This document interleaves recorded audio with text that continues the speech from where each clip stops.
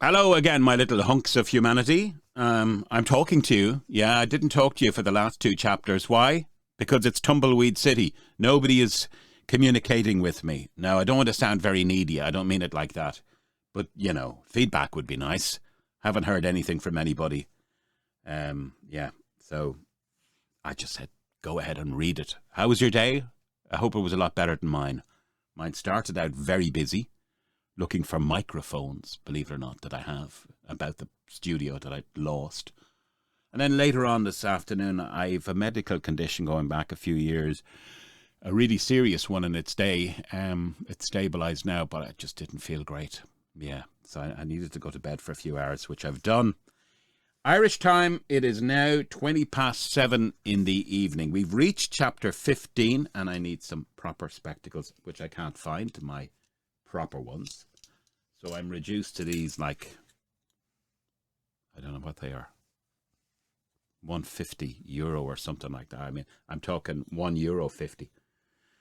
They do the job. So here we go. Chapter 15. By the way, chapter 13. Do check it out if you haven't.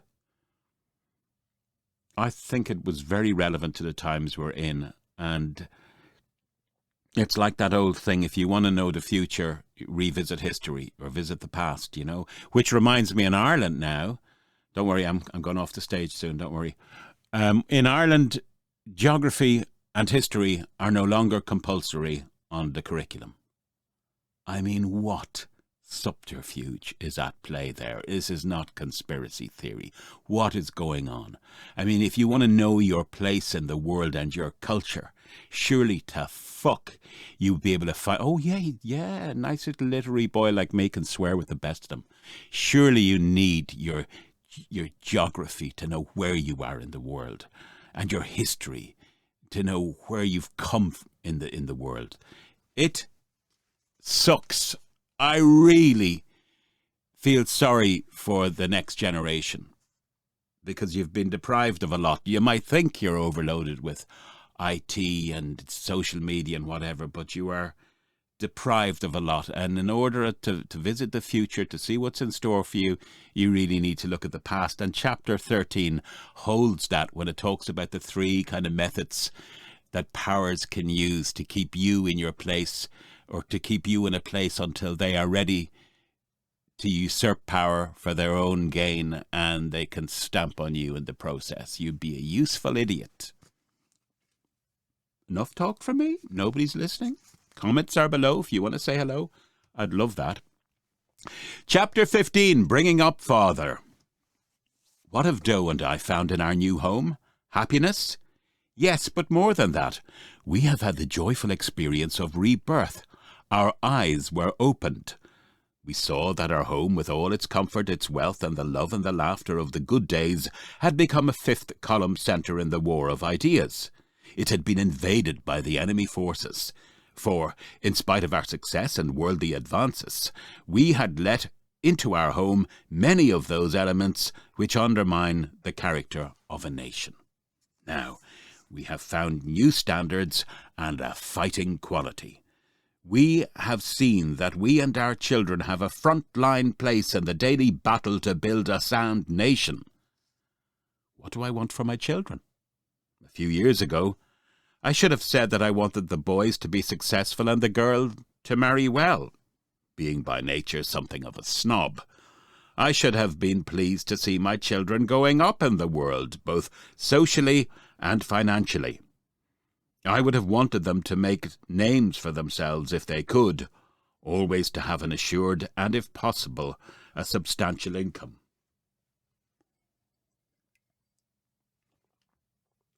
Those were the things I put first when I considered the future of my children. If I thought of their characters at all, I took them for granted. I imagined that good character was something which just automatically happened to children who were brought up in a home with a father like me. That is a common belief in an age where a character has come to mean someone a little bit awkward or funny. Today I long to give my children character before all other things in life. I want them to grow up blade straight, with nothing in their lives to hide, fearing nothing in this world but God, never deviating their speech or conduct from a particle by a particle in order to please men or from fear of what men may think or say. Brave with a final bravery which prefers virtue to approval. Cost what it may, I want them to do the right thing when they see it, and always to try to see it. I long for them to be pure in heart, so that their strength is as the strength of 10. I pray that they may grow up into men and women who have conquered fear, irritability, and the critical spirit, and who know how to pass their victory on to others. Also, that they will have many people in their lives more important to live than themselves. Quality and character are the things I hunger to give my children. For now I know these things are of more importance than security or success on the human level. In any case, they are the only security in the world today. Quality and character are good currency, whatever the post-war world or future holds. Of what else can this be claimed? In the old days, my friends used to say to me, "Peter is such a fine father. He does love the children and is so good with them." When I was in the mood, especially if visitors were in the house, it was important for the children to be on their best behaviour. I would romp with them and enjoy doing this, but if the children were naughty, ill, or noisy, if they coughed, howled, slammed doors, or wanted me to tell them a story while I wished to read a book myself, if in fact they did the things children have a way of doing, I became peevish. Indeed, it was uglier than that. Sometimes I became angry. It is true, hang on.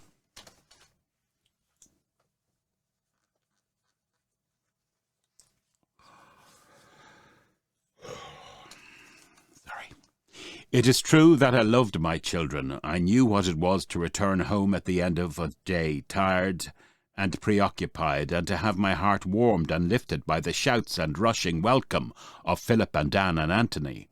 I knew, too, the wonder and content which creeps into your heart as, arm and arm with a beloved wife, you stand last thing at night, breathless above the cots of your children, and watch them draw their soft, deep breaths of sleep. Yet, in the bad days, my dealings with them varied between gusts of irritation and temper, followed by gouts of sentimentality and slop to make up. The fact was that often I found my children a nuisance. I would not openly admit it, but that was the case. My technique of correction was to bribe them with promises of treats, and to bully them by threats of penalties. Now, Anne, I was going to give you a chocolate, but I shan't be able to do it until you stop that awful howling noise. Anthony, run and get my slippers. There's a good boy. I'd be so grateful, and I'll have a surprise for you when you have done it. Philip, I'm not going to have you banging the door with that hammer. It's absolutely intolerable, and it'll give your mother a headache. If you do it once more, you go straight to bed. In fact, my efforts to induce the children to conform their conduct to my desires varied between a whack and a wheedle. What's a wheedle, huh? Whether the whack or the wheedle was employed depended entirely on the mood of the billy goat, not the conduct of the children. There are 3 of them, as you have heard. All are brown-eyed and tough-chinned. Philip, the eldest, is 11. He has plenty between his ears besides skin, bone and hair. He gives his heart. He is a beloved companion, chattering away, eager to take a full part in every conversation. He has, like his father, a nice sense of whether he is doing well or badly. And, like his father, he is a little too eager for the success and a bit too dashed by failure. Philip finds it harder to tell his troubles than the other 2. Anne and Anthony both brandish their troubles in the air like clubs. When something is wrong, they rush to find an audience to bludgeon. Anne, aged 8, balances determination with diplomacy. If she falls down, she looks around to see whether there is someone who will come to her aid. If nobody is watching, she goes ahead with whatever she is doing. But if someone is watching, Anne considers whether she will begin to bawl. Sometimes she decides to do so, but as her mouth opens with the yells, both eyes widen also. If she sees her screams are ineffective, she turns off the tap. She can stop screaming as readily as a grown-up can stop talking. Like some grown-ups, she doesn't always choose to do it. She is a loving girl. She shows more agitation over her brother's troubles than over her own.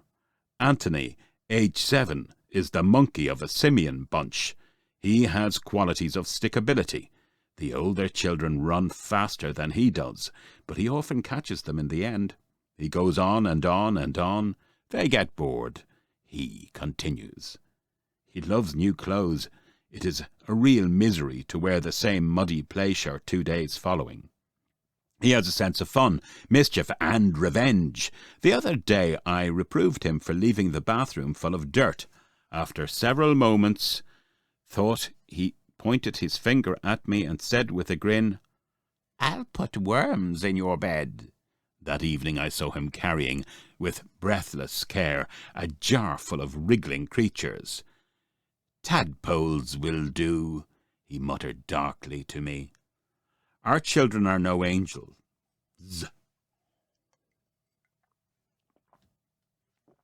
Doe's and mine. They break the dishes, spill food on the tablecloth, tear clothes, yell and bawl, often run across the flower beds, and lose scissors like most children. In fact, like their father and mother, they make mistakes and are sometimes self-piteous and bad-tempered. That is the legacy they have inherited from us.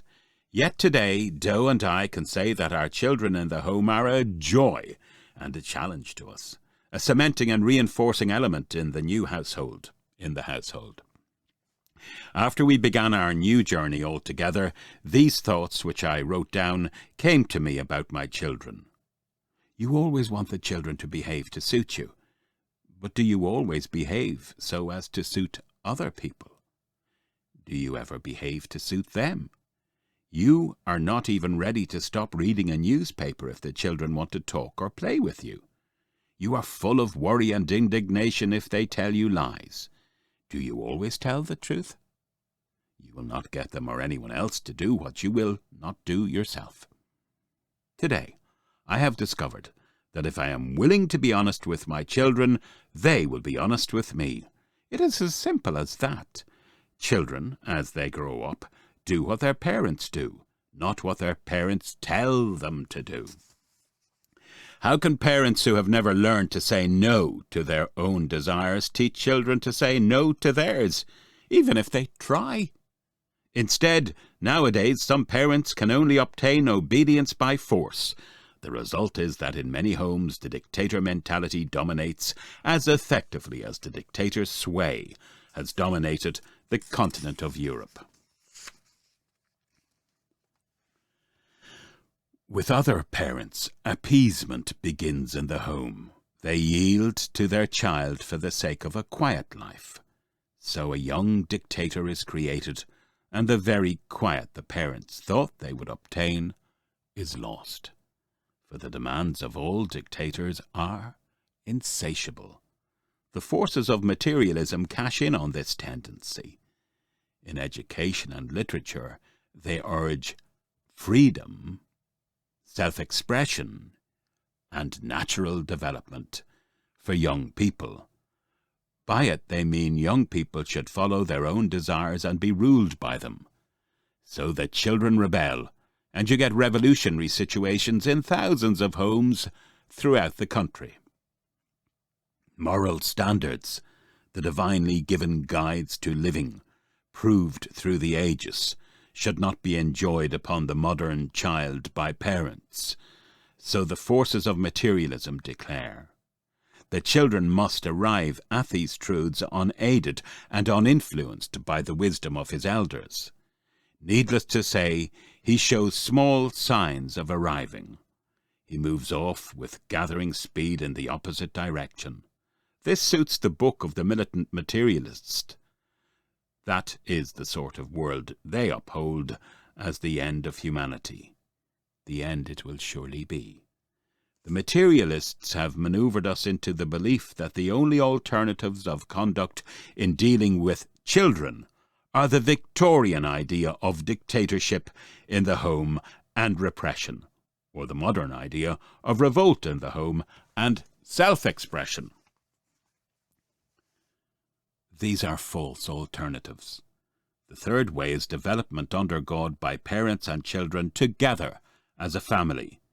Today I have discovered that if I take off my mask in the home, if I no longer pretend to be the wonderful creature I used to hope my children would think me, if I tell them quite simply of my own mistakes, they tell me of theirs. Together we find an answer. The children do not pile up week after week their fears, feelings and reactions until you discover one morning that your child has a problem. In the evenings we sit together, Doe and I, and the children, and ask God to tell us what sort of a day we have had and how to make tomorrow a better day. We write down the thoughts which come to us and share them with each other.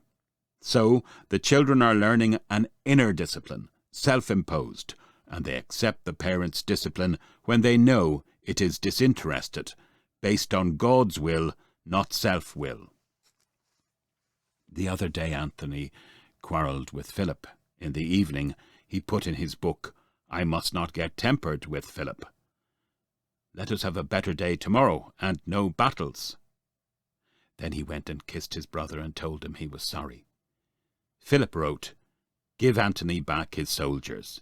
He told Doe and myself that he had persuaded Anthony a few days before that a box of new soldiers, which he had been given, were not so good as some old battered soldiers Philip offered him in exchange, and Philip had taken the new ones for himself.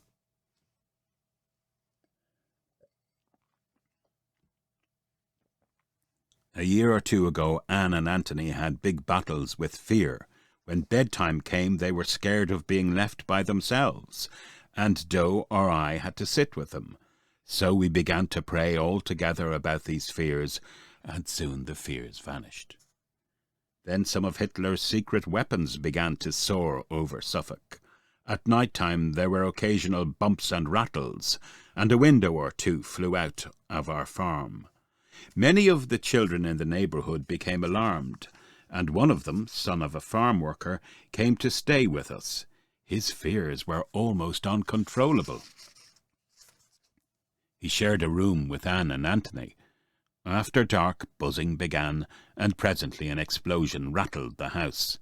The little child, aged 5, began to cry. Anthony, 7, and Anne, 8, both comforted him. They told him how they used to be frightened, but were not any more, because Jesus was looking after them. Anthony wisely said, "It's gone off bang now, so there's nothing to be frightened of." Then the two children prayed with him and for him. It was moving to see how, so long as they were thinking of helping somebody else, they had no fears for themselves. We hear much talk of education nowadays. Is not this true education? To give children the secret of development and a sense of destiny? To put them in touch with the power which creates human nature and controls the universe? To teach them how to be truthful, how to take a decision and stick to it, how to conquer fear, to confront difficulties in the spirit of cure, to get on with awkward and angular people, to direct natural emotions into healthy channels. All thy children shall be taught of the God, and great shall be the peace of thy children. That is the forgotten factor in all this talk of education nowadays. It is the basic education. Without it, education lacks quality, and a mere increase of quantity may prove to be just more of a bad thing. Children today have a date with destiny. They cannot escape it. History will record how they keep it. The isms recognize this. They battle for youth. They have had their propagandists placed in hundreds of British schools. They work through the cinemas and innumerable clubs. Homes would be the natural place to combat these alien ideas, but children of this age no longer have the home as the focus of their lives. The great majority of teachers still believe in sound values, but not all of them have a faith and enthusiasm for their right ideas to match the fire of the stormtroops of the isms. But all over the world, the program of M.R.A. is providing young children with a sense of destiny. From many lands I received the message of hope, tales of a growing and marching force of boys and girls who are united in a supreme program to last them until they die. I see this program worked out daily by thousands of children in Great Britain alone. Through it, they grow up with a sense of their own responsibility for the future. It is a program big enough to grip them, to launch them cleanly and vigorously into life. These children accept the adventure of pioneering the future they will inherit. They have the spirit of true patriots, a lively sense that they belong to the nation and have a distinctive contribution to make to the life of the nation. These young people of today, citizens of tomorrow, have a fighting faith which millions of us lacked in those years between the two wars.